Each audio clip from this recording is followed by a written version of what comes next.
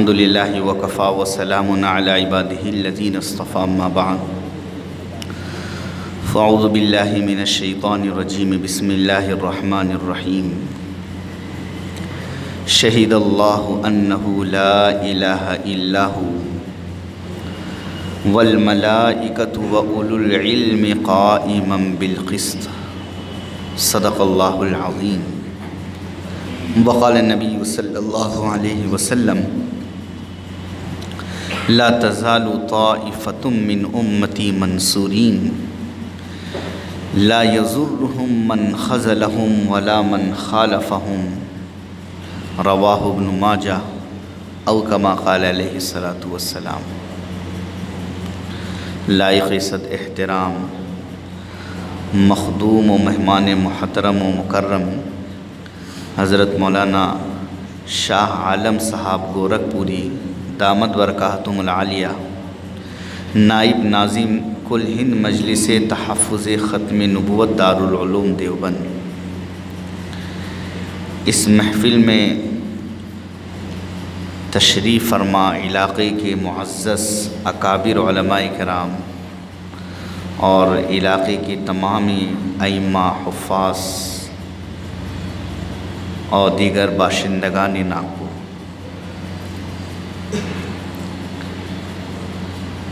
کسی اہم عنوان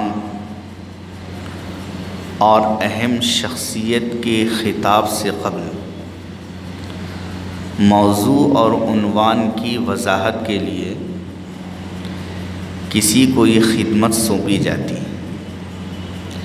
اس وقت اس خادم کو یہ خدمت سونپی گئی ہے کہ جس اہم ترین موضوع ختم نبوت کی ذمہ داریاں اور اس کے لیے ہمارے مربی خصوصی حضرت مولانا شاہ عالم صاحب گورکھپوری دامت برکاتہم کا خطاب ہوگا، اس سے قبل میں اس سے متعلق کچھ ضروری باتیں عرض کر دوں۔ معزز حاضرین کرام،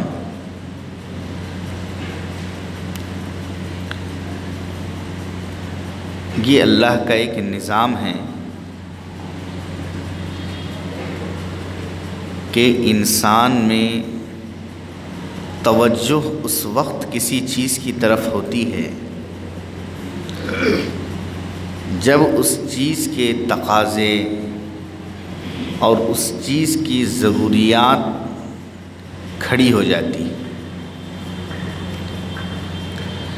یہاں جتنے حضرات تشریف فرما ہیں، اللہ کا شکر و احسان ہے کہ سب علم دوست ہیں، تداول ایدی علمی دنیا میں شب و روز کا ان کا مشغلہ ہے، اور اللہ نے جس کو جو توفیق دی ہے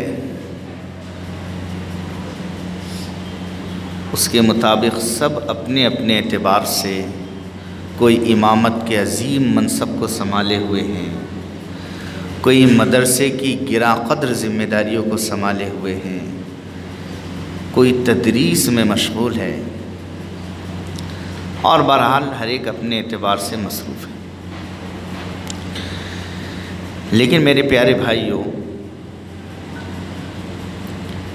اس امت مسلمہ کی نجات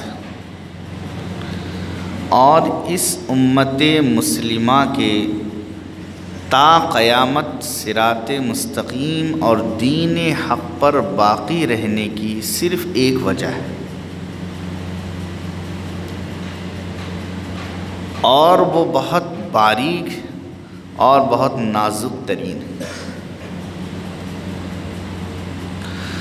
گزشتہ امتوں میں بھی ان انبیاء اکرام علیہم السلام کے اصحاب آوان و انصار تھے، حواریین تھے، لیکن اس کے باوجود ایک وقت ایسا آیا کہ وہ قومیں چند صدیوں میں سب لپیٹ دی گئی، ساری قومیں ختم ہو گئی، لیکن ہمارے پیارے نبی حضرت محمد رسول اللہ صلی اللہ علیہ وسلم کی امت جو قیامت تک ہدایت پر باقی رہیں گی، صرف اس کی ایک وجہ ہے، جس کی وجہ جو وجہ گزشتہ قوموں میں نہیں پائی گئی، اور وہ وجہ جب ہماری قوم میں ہوں گی ہم محفوظ رہیں گے۔ جہاں ہم سے یہ نعمت اور سرمایہ کھو جائیں گا ہم بھی وہی ہو جائیں گے جو گزشتہ قوموں کا حال ہو۔ اللہ تعالیٰ نے قرآن پاک میں فرمایا وَكَذَلِكَ جَعَلْنَاكُمْ أُمَّةً وَسَطًا لِتَكُونُوا شُهَدَاءَ عَلَى النَّاسِ، ساری انسانیت پر جو تمہیں مقام شہادت ملے گا اس کی وجہ امتیاز وہ تمہارا اعتدال، میانہ روی، درمیانی راہ پر جمے رہنا ہے، افراد سے بھی محفوظ رہنا، تفرید سے بھی محفوظ رہنا۔ ہم سے پہلے جتنی قومیں ہلاک ہوئی یا تو افراد کی وجہ سے یا تفرید کی وجہ سے۔ حد سے آگے بڑھ جانا افراد ہے، اور عمل میں سست اور کاہل ہو جانا اور عمل سے جان چرانا، دین پر عمل نہ کرنا، یہ تفرید ہے۔ جتنی بھی قومیں، اس لیے قرآن نے تین ہی باتیں بتائی ہے، اے اللہ نہ ہمیں مغضوب علیہم بنائیے نہ ظالم بنائیے بلکہ صراط مستقیم پر چلائیے۔ یہ دونوں میں ساری قومیں آ گئی۔ اچھا، ایک سوال ہے کہ یہ امت اتنی بڑی ہے، اب اس امت کو اعتدال پر جو وجہ نجات ہے، سبب نجات ہے، اور اس امت کے لیے سبب امتیاز بھی ہے، اس پر امت کو کون باقی رکھے گا؟ آپ یقین جانیے عوام اور علماء کے دین فہمی میں بڑا فرق ہوتا ہے۔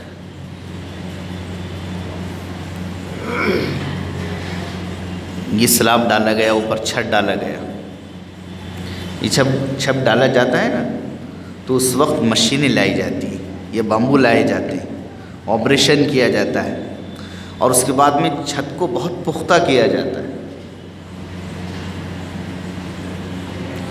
علماء کی جو تعمیر ہوتی ہے وہ علماء کی تعمیر بہت دیر میں ہوتی ہے، ایک ایک پہلو، ایک ایک مضمون ان کے سامنے آتا ہے، اور عوامی تعمیر جو ہوتی ہے وہ بہت آنن فانن ہوتی ہے، الا ماشاءاللہ کچھ لوگ ہوتے ہیں جو بہت زمانے تک بڑوں کی صحبت میں رہتے ہیں۔ اس لیے معاملہ ایسا ہے کہ جیسے ریلے اور سیلاب سے بہت سی چیزیں بہہ جاتی ہے تو عوام بھی بہت جلد افراد کا شکار ہو جاتی اور بہت جلد تفرید کا بھی شکار ہو جاتی، امتیاز کھو بیٹھتی۔ اب سوال یہ ہے کہ امت تو امتیاز کھو بیٹھیں گے، لیکن ان کو کھینچ کر لا کر اعتدال پر قائم کون کرے گا؟ اعتدال پر باقی کون رکھے گا؟ اللہ نے فرمایا کہ علم والے وہ ہیں جو قسط پر اعتدال پر جمے ہوئے، یہ قائم ہے، جو قائم ہے وہ دوسروں کو لائیں گے۔ فرمایا شہید اللہ انہ لا الہ الا ہو والملائکۃ واولو العلم قائما بالقسط، علم والے ہیں اعتدال پر قائم۔ اللہ نے ہمیں علم دیا ہے۔ میرے بھائیوں، گزشتہ زمانوں کی بنسبت اس زمانے میں اور اس وقت جاری پرفتن پرآشوب حالات میں ہمیں بیٹھ کر بہت سنجیدگی اور متانت کے ساتھ غور و خوض کرنے کی ضرورت ہے۔ بھگدڑ کا وقت نہیں ہے، بہت غور و خوض سے سوچنے کا وقت ہے۔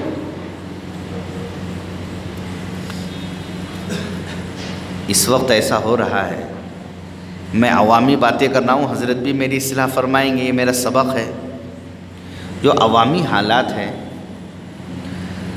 آپسی رسہ کشیوں اور آپسی حالات نے لوگوں کی بہت سی چیزوں سے توجہ ہٹا دی،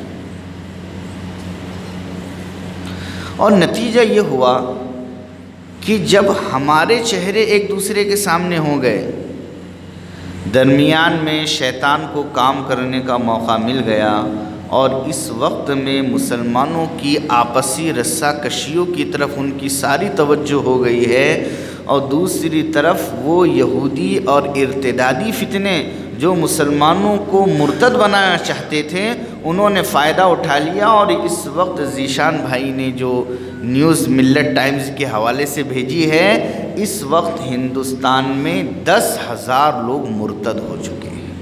کتنے ہو چکے ہیں؟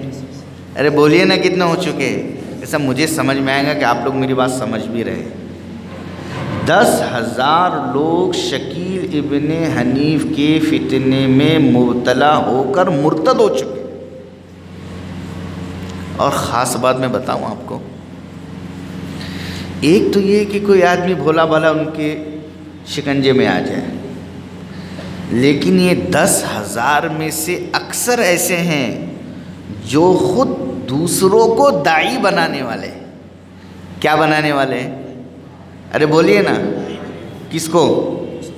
دوسروں کو داعی بنا کر چھوڑنے والے ہیں. وہ دوسروں کو داعی بنا کر چھوڑنے والے ہیں 10,000 میں سے اکثر. اب آپ اندازہ لگائیے کہ جو ایسے لوگوں کو دوسروں کو داعی بنا کر چھوڑ رہے ہیں، تو اب کتنے ہزار لوگ چند دنوں میں مرتد ہو جائیں گے، آپ تھوڑا سا غور کر لیجیے. اور امت محمدیہ میں، حضور کی امت میں، ایک آدمی کا مرتد ہو جانا ہزاروں لوگوں کے مسلمان ہونے سے زیادہ بدترین اور بری خبر. ہم خوش نہیں ہو سکتے اگر ہزاروں لوگ مسلمان ہو جائے، اتنی خوشی کی بات نہیں ہے جتنا ایک آدمی مرتد ہونے پر افسوس. وجہ، جب کوئی ایک آدمی مسلمان ہوتا ہے تو اس کا ایک اچھا اثر اوروں پر جاتا ہے، لیکن جب کوئی ہم سے مرتد ہو کر واپس جاتا ہے تو وہ یہ پیغام چھوڑ کر جاتا ہے گویا کہ ان کے یہاں کچھ کمیاں ہیں، کمزوریاں ہیں، اس لیے مجھے یہ پسند نہیں آ رہا ہے، اس لیے میں جا رہا ہوں. وہ ہم پر عیب چھوڑ کر جاتا ہے. قرآن نے تو کہا یہود کی یہ سازش ہے اور کوشش ہے اور خواہش ہے. ودہ کہتے ہیں مودت، کہتے ہیں دلی شہادت. ود کثیر من اہل الکتاب لو یردونکم من بعد ایمانکم کفارا. وہ تو سب کو کافر بنا دینا چاہتے. وقالت طائفۃ من اہل الکتاب آمنوا بالذی انزل علی الذین آمنوا وجہ النہار واکفروا آخرہ. صبح میں مسلمان ہو، دکھاؤ ہم مسلمان ہو گئے، شام میں جب ریٹرن آؤ واپس، بہت سو کو اپنے ساتھ واپس لے کر آ جاؤ. لعلہم یرجعون. مجھے اس وقت یہ عرض کرنا ہے، ہم جس موضوع کو لے کر یہاں بیٹھے معمولی بات نہیں ہے. اس کو ہوائی موضوع مت سمجھیے. ہوائی موضوع یہ میدانی بات میں کر رہا ہوں. 10,000 لوگ مرتد ہو. اچھا ایسا مت سمجھیے آپ شکیل ابن حنیف. یہ شکیل ابن حنیف یہ اپنے تعلیمی پیشے سے یہ ایک انجینئر ہے، دربھنگا بہار کا رہنے والا ہے. انجینئر ہے. یہ کچھ یہودی ایجنسیوں کا اعلی کار بنا، اور اس کے بعد دیکھیے جو میں بات کر رہا ہوں نہ آپ کے لیے نہ میرے لیے، میں اللہ کے لیے کر رہا ہوں اور حقائق کی بنیادوں پر بات کر رہا ہوں. اگر برا لگے تو اللہ کے لیے معاف کر دینا. یہ ایک وقت تک کے لیے تبلیغی جماعت کے اندر جڑا رہا، جماعتوں میں خوب گیا، باہر گیا، نہ جانے کہاں اس کو ایجنسیوں نے اچکا ہے. آنے کے بعد اس نے جو لوگ خصوصاً افریقہ جماعتوں میں جا کر آتے تھے ان لوگوں کو اس نے کیچ کرنا شروع کیا، یا وہاں والوں نے ان کو آپس میں جڑانا شروع کیا. ہمارے علاقے میں دھولیا آپ جانتے ہیں، سنا ہوں آپ نے دھولیا مالیگاؤں، وہاں ایک گاؤں ہے میہون بارہ، وہاں ایک شخص جماعت علی شاہ، وہ افریقہ جماعت میں گیا 90 کے بعد، وہاں سے انہوں نے اس کو جڑا دیا اس سے۔ اس کے والد کے پاس جن حافظ صاحب نے کے پاس وہ چیک آیا تھا، آج بھی اگر کوئی آئے اورنگ آباد تو میں ملا سکتا ہوں ان حافظ صاحب سے، آج بھی ملا سکتا ہوں، ریلوے اسٹیشن پر ہی رہتے، گھر سے قریب رہتے۔ 95 میں 50,000 کا چیک جماعت علی شاہ کو میہون بارہ میں آیا تھا۔ کون سے سن کی بات میں کر رہا ہوں؟ 95 میں۔ اس زمانے میں علماء کی تنخواہ 200-300 روپے رہتی ہوں گی۔ کتنے پیسے کی قیمت تھی اس زمانے میں؟ بہت ہوا تو 500-1000 رہتی ہوں گی۔ اس زمانے میں شکیل ابن حنیف کی جانب سے یہودی ایجنسیوں سے جماعت علی شاہ کو اس زمانے میں 15 دن میں ایک مرتبہ 50,000 کا چیک آتا تھا۔ جو چیک لینے والے وہ آج بھی میں آپ کو ملا سکتا ہوں، آ جائیے آپ میں ملا دیتا ہوں۔ میں خود میہون بارہ گیا، انٹرویو لیا لوگوں سے میں نے۔ اب اس کے بعد سے 2000 کے بعد تک وہ جماعت میں جڑا رہا شکیل ابن حنیف، اس کے بعد اس کا بھونڈا پھوٹنا شروع ہوا، اور یہ جماعت علی شاہ بھی 2000 کے بعد تک بالکل یہاں اجتماع کر رہا ہے، وہاں کھلا رہا ہے، وہاں کھلا رہا ہے۔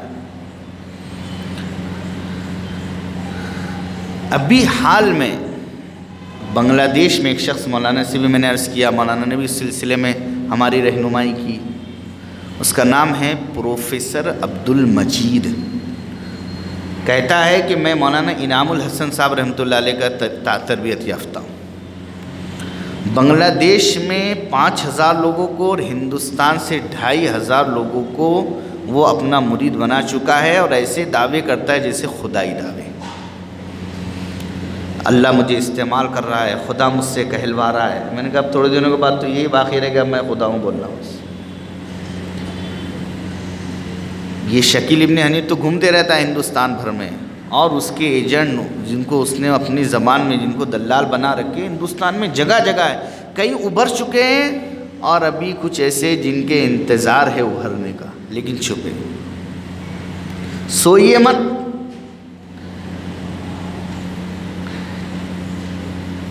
یہ سانپ آپ کے آستینوں میں ہیں لیکن آپ کو معلوم نہیں۔ 3 قسم کے لوگ اس وقت میں ان فتنوں کا شکار ہو کر مرتد ہو رہے ہیں۔ سب سے زیادہ لوگ جو اس وقت شکیل ابن حنیف یا اس وقت اور بھی جو ایمان سوز فتنے ہیں ان کا شکار ہو رہے، سب سے زیادہ لوگ تبلیغی جماعت کے احباب۔ وجہ کیا ہے؟ تبلیغی جماعت کے لوگوں میں دین کی عظمت، فضائل کی راہ سے جذبات پیدا کر دیے جاتے ہیں، لیکن تبلیغی جماعت کے لوگ علماء سے کٹتے چلے جا رہے ہیں۔ اگر کوئی شخص آئے بہکانے کے لیے کسی کو اور ایک جملہ بھی کہے، اور اگر ہمارا ساتھی اگر اس کا ہاتھ پکڑ لے کے چل امام صاحب کے پاس، کیا مجال ہے کہ وہ ایک قدم بھی ٹک جائے، ہاتھ چھڑا کر بھاگیں گے وہاں سے۔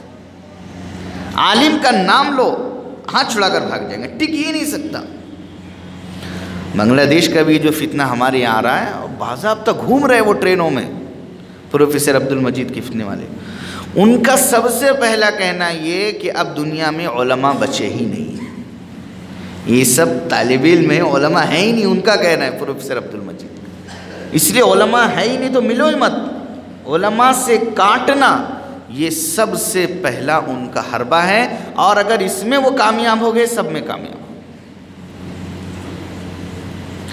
ٹھیک ہے، تو مجھے اس وقت کہنا یہ ہے میرے بھائیوں کہ ایک تو یہ لوگ ہیں، اس لیے مجھے اس وقت جو بات عرض کرنی تھی خصوصاً آپ کے مجمع میں، دیکھیے حالات تو بہت سنگین ہیں۔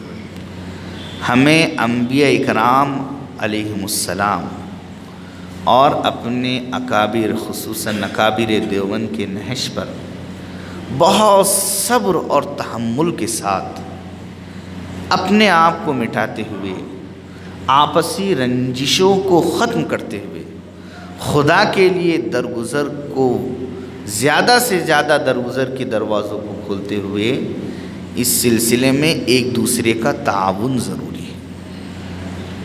اس وقت آپ کے یہاں جو کام شروع ہو رہا ہے، اگر صحیح معنی میں آپ نے اس کی قدر کی،